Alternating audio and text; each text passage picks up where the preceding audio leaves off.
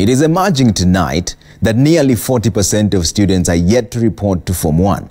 Education CS Professor George Magoha revealed today while launching a door-to-door campaign to push for the 100% transition into secondary school. Magoha, who visited schools and several homesteads in Kibra, urged parents to take their children to school as directed by the government. The campaign saw more than 5 2019 KCPE candidates from Kibra admitted into various schools and principals directed to take responsibility in terms of uniform and other expenses, as Makori Ongechi reports.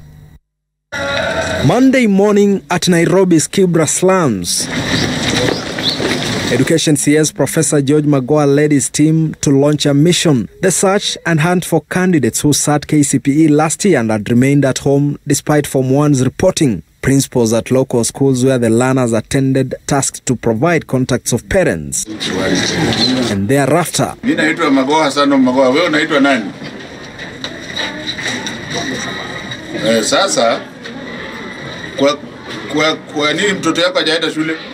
Schools zimekulemea na unalala naye unataka kufanya naye nini huko? Josephine Nyaniwe Kongo was one such student, joining at least 300 others in Kibra who had not reported to Form 1. Majority of the parents there cannot simply afford school fees. At the time the cabinet secretary visited their home located a few meters away from the old Kibera primary school where she studied, she was in the house with her father. Niko Kibera.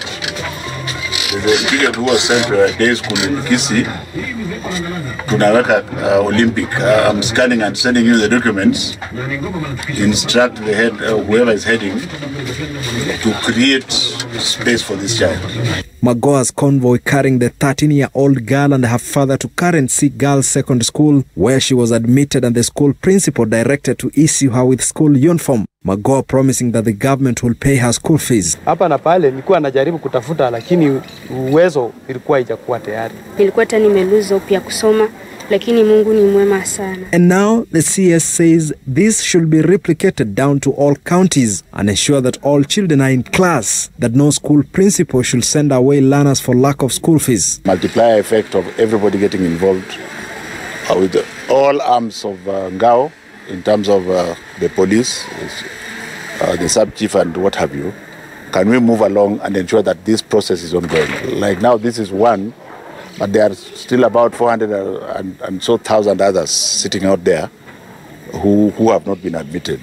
And yet the government has said that every child must go to school, and we shall ensure that that happens. 1 week since the Form 1s reported to school, records at the Ministry of Education reveal that up to 40% of the total number of students who sat their KCPE last year are yet to report to Form 1. The ministry extending the opening dates for a week in order to accommodate those that are yet to join. Makori Ongechi, Citizen TV, Nairobi.